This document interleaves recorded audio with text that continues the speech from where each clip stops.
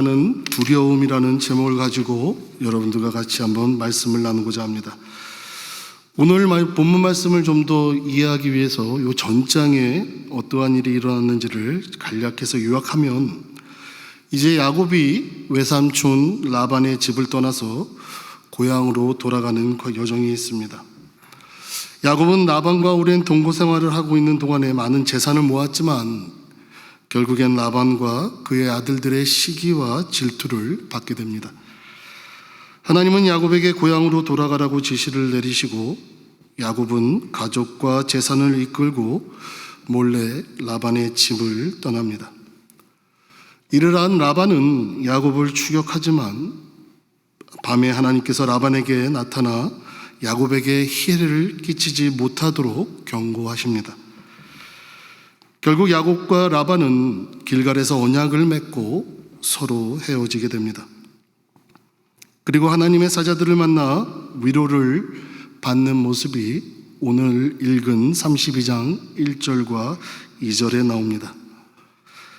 그리고 그의 인생의 가장 큰 두려움인 바로 형 에서를 만나러 가기 전에 그에 대한 두려움을 극복하지 못하고 그 두려움에 휩싸인 채로 야곱이 어떠한 심리 상태가 되어 있는지를 묘사하고 있습니다.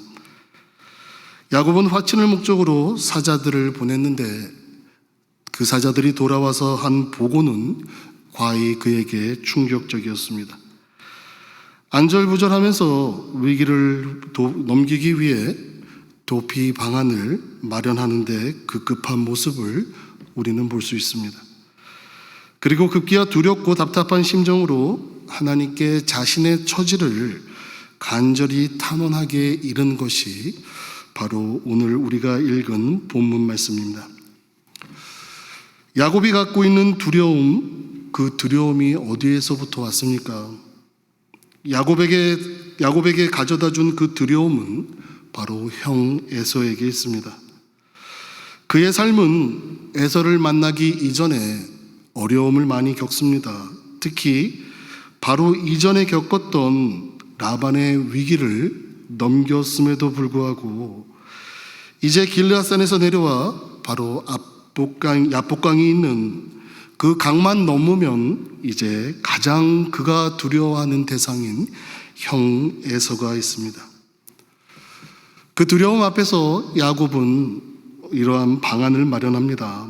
6절 이전에 보면 사자들을 먼저 보내서 화친의 대가로 재산을 제공하는 목적으로 떠납니다. 6절에 보면 그 심부름꾼들로부터 해서 에서가 어떠한 상황으로 야곱에게 오는지에 대한 소식을 듣습니다.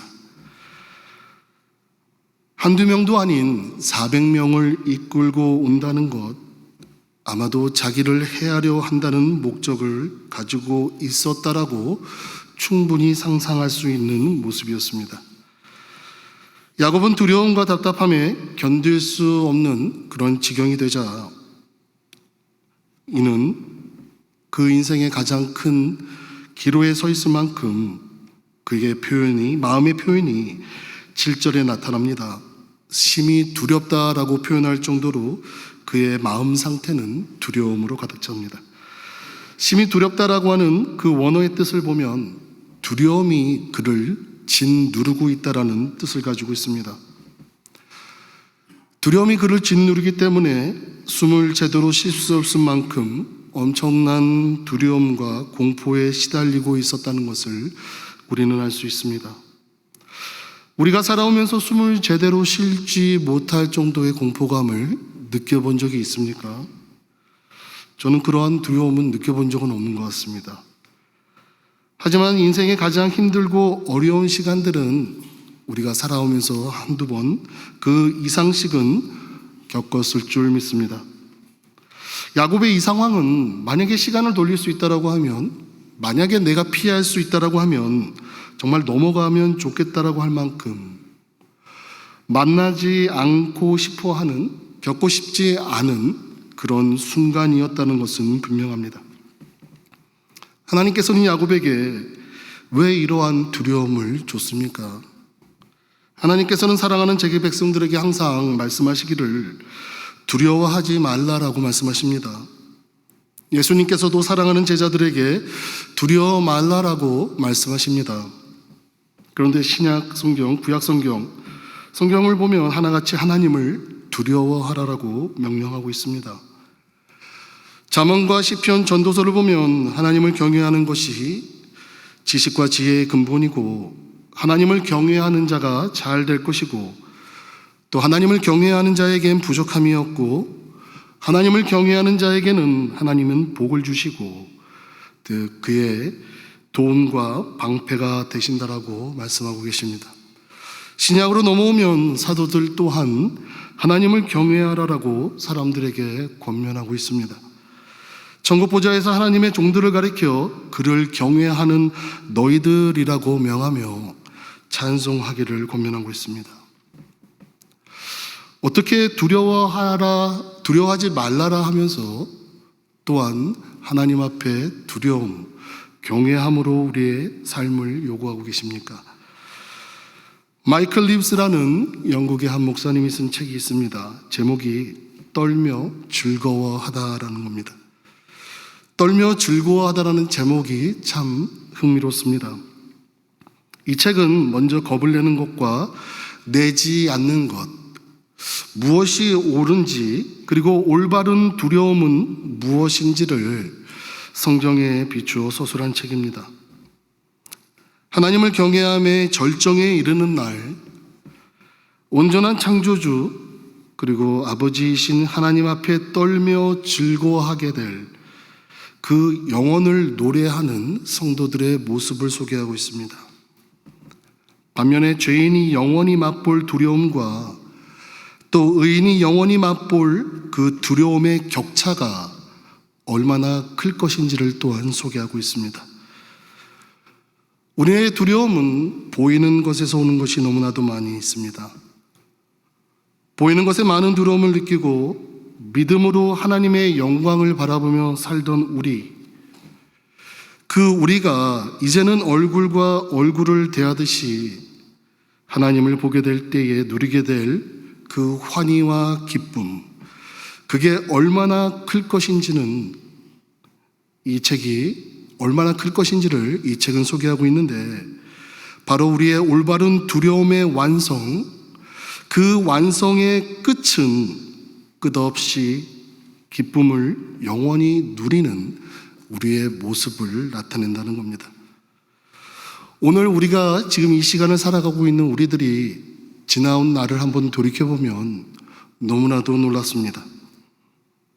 수년과 질병이 가져온 두려움, 그 두려움을 뚫고 오늘날 우리는 이 자리에 앉아 있습니다. 수많은 어려웠던 경제적인 순간들, 또한 내 주위의 안위의 문제들, 건강의 문제들, 또 미래에 대한 수많은 두려움에 갇혀 살았던 우리들이었지만 오늘 이 시간 이 자리에 다 앉아 있지 않습니까? 온전한 사랑이 두려움을 내쫓는다라는 말씀이 요한일서에 나옵니다. 하나님을 향한 온전한 두려움, 이 떨며 즐거워하는 이 사랑이 하나님 외의 모든 헛된 두려움을 몰아낸다라고 이 책은 마치고 있습니다. 이것을 생각해보고 야곱을 바라본다라고 하면 야곱이 갖고 있던 그 두려움의 궁극적인 원인은 바로 무엇이었습니까?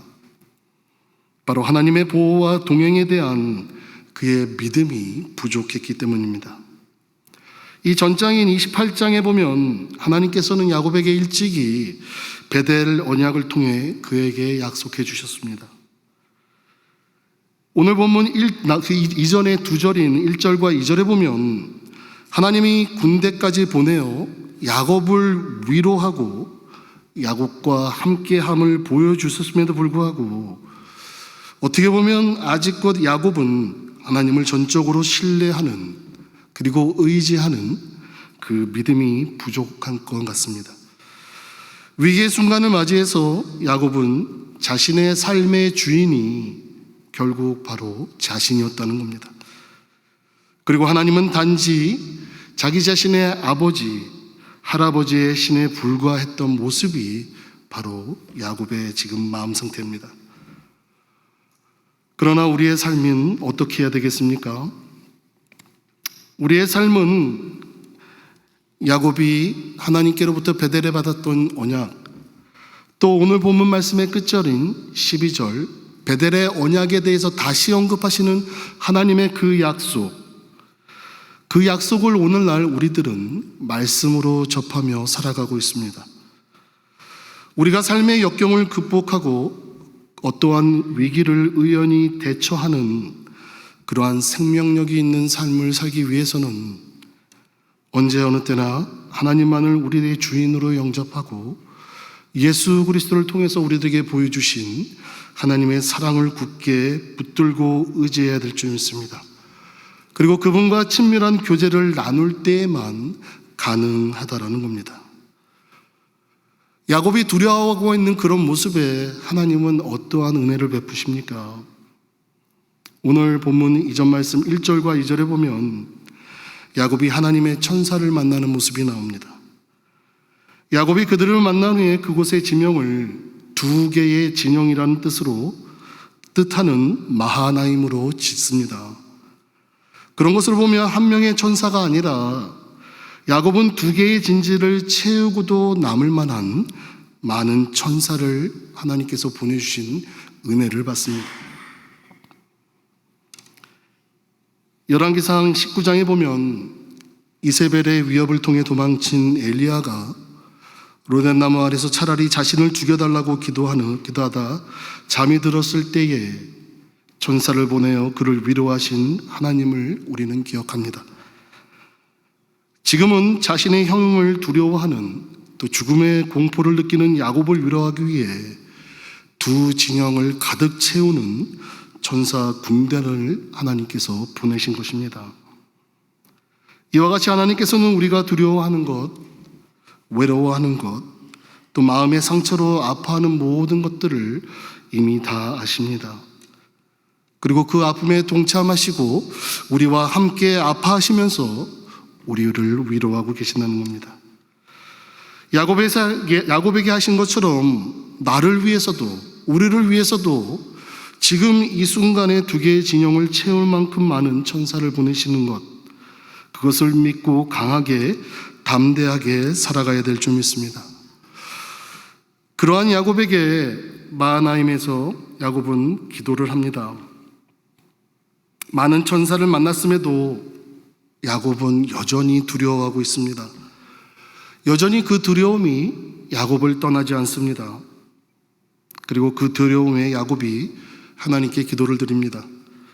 내 할아버지 아브라함의 하나님, 내 아버지 이삭의 하나님 여호와여, 그가 와서 나와 내 처자들을 칠까 겁이 나나이다. 어떻게 보면 야곱이 그의 인생의 가장 절박한 그 기도를 드리는 순간이 아니겠습니까? 그동안 야곱이 하나님과 동행하는 그 삶은 살긴 살았지만 하나님께 절체절명의 간절한 기도를 드린 적은 없던 것 같습니다.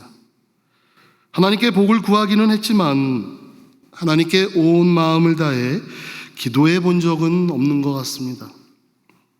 늘 자신의 꾀를 이용하고 그때그때 어떻게든 그 어려움을 벗어나려고 했습니다.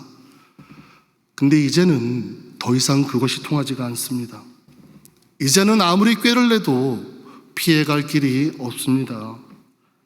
그래서 이제 불가능한 상황이 된 것입니다. 그 상황이 돼서야 이제 야곱은 온 마음을 다해 기도를 하기 시작합니다. 하나님께서는 우리들에게 왜 절박한 상황으로 모십니까? 하나님께서는 왜 이해하지 못하는 상황을 우리들에게 허락하십니까? 어떻게 보면 이렇게 절박한 심정으로 오직 하나님만 바라보며 섬기기를 원한다는 겁니다. 인생의 가장 밑자락에 밑바닥에 떨어진 그 순간, 나와 친하게 지냈던 그 주위에 어떤 인물도 하나도 남지 않는 그 순간, 서울에서 나 혼자 있는 것 같은 깊은 어둠 속에 있는 것 같은 그 순간, 바로 하나님은 나와 함께 하신다는 겁니다. 하나님은 온 마음을 다해 하나님을 사랑하고 섬기기를 원하십니다. 양다리 걸치는 걸 원하지 않으십니다. 슬쩍 숟가락 하나 얻는 걸 원하지 않으십니다. 하나님과 동행한다 하면서도 적당히 세상도 의지하는 삶, 우리들의 모습과 너무 흡사하지 않습니까? 야곱처럼 양자택일을 하게 하는 절제절명의 두려움과 만나도록 우리의 삶을 이끌어 가실 수도 있다는 겁니다. 그 두려움이 본인에게 큰 두려움과 스트레스가 되겠지만 그 결과 야곱은 어떻게 됩니까? 오직 하나님만을 바라보며 기도할 수 있게 되는 순간이 옵니다. 우리도 내 머리와 내 지혜와 내 지식과 내 재물과 내 깨를 사용하여 그때그때 순간에 적당히 벗어날 일이 생각하며 또 그 순간을 모면하기 위해 기도를 하더라도 그냥 약식만 갖추고 그저 그렇게 적당히 할 때가 얼마나 많이 있습니까? 하나님과 동행한다 하더라도 이렇게 하는 것이 아니고 안 하는 것도 아니라면 언젠가 하나님을 바로 섬기도록 하기 위해서 야곱처럼 절제절명의 두려움을 만나도록 하나님께서는 우리들을 인도하실 것입니다. 만약 그것이 싫다라고 하면 평안할 때 하나님을 찾으시는 여러분들 되시기 바랍니다. 야곱이 두려워하는 그 두 번째 이유는 바로 에서에게서 뺏은 그 장자의 축복을 포기하지 못하는 데 이유가 있습니다. 만약에 야곱이 형 에서를 만나러 가서 내가 형에게 가로챘던 이 복을 다시 돌려드리겠습니다라고 했다라고 하면 야곱이 에서를 만나는데 그렇게 두려워할 필요가 있습니까? 하지만 야곱은 그 복을 놓지 않았습니다. 어떻게 보면 두려움보다 더 두려운 것이 그 복을 잃는 두려움이 아니었나 생각이 됩니다. 오늘날 우리들에게도 마찬가지입니다. 신앙을 지키기 위해 예수님처럼 닮아가기 위해 우리가 성화되어가는 그 과정에서 우리가 우리의 신앙으로 인해 두려워한 적이 얼마나 많이 있습니까? 이 신앙으로 인해서 내가 받을 피해의 두려움, 이 신앙으로 인해서 내가 받을 손해들을 생각하면 두려움이 생기지 않습니까? 그러함에도 불구하고 우리는 신앙을 저버리지 않는 그 이유는 그 두려움 끝에 희락이 있기 때문이라는 것을 볼 수 있는 믿음의 소유자이기 때문입니다. 그렇기 때문에 우리는 어떠한 두려움이 있더라도 그 뒤에서 역사하시는 하나님을 의지해야 될 줄 믿습니다. 베델에서 야곱에게 세워주신 그 언약을 오늘 본문 12절 말씀에 주님께서 말씀하시기를 내가 반드시 내게 은혜를 베풀어 내 씨로 바다에 셀 수 없는 모래와 같이 많게 하리라고 말씀하신 그 말씀은 다시 한번 강조하며 야곱에게 확신을 주는 제 확신의 순간입니다. 우리는 날마다 말씀을 보며 기도를 하며 하나님의 말씀의 확신을, 하나님의 언약에 대한 확신을 우리는 얻지 않습니까? 베델에서 언약과 지금 이 순간 이 본문에 나오는 12절의 언약의 사이가 얼마나 떨어진지 모르겠지만 야곱은 살면서 자기 앞에 처한 여러 가지 이유로 그 언약을 까먹을 수도 있습니다. 그래서 하나님은 다시 한번 그 언약을 상기시켜 줬을 것 같습니다. 하지만 우리는 어떻습니까? 성경이라는 하나님의 말씀이 이미 우리들에게 모든 것을 나타내 보여주셨고 하나님의 사랑이 이미 이 말씀을 통해 우리에게 다 보여주셨습니다. 야곱보다는 우리가 훨씬 더 좋은 환경에 살아가고 있다는 겁니다. 왜냐하면 하나님의 언약을 매 순간 확인할 수 있는 것이 바로 우리들이기 때문입니다.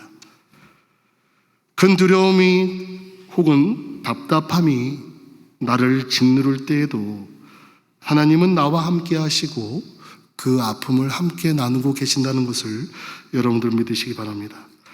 이런 두려움을 만나기 전에 우리는 평안할 때 주님을 만나도록 우리는 늘 기도해야 될 줄 믿습니다.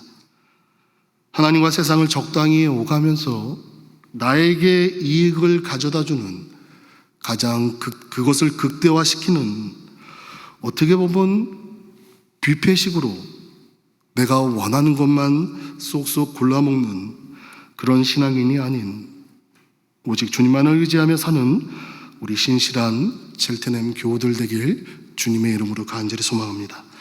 우리 한번 기도하기 원합니다. 이 시간 기도할 때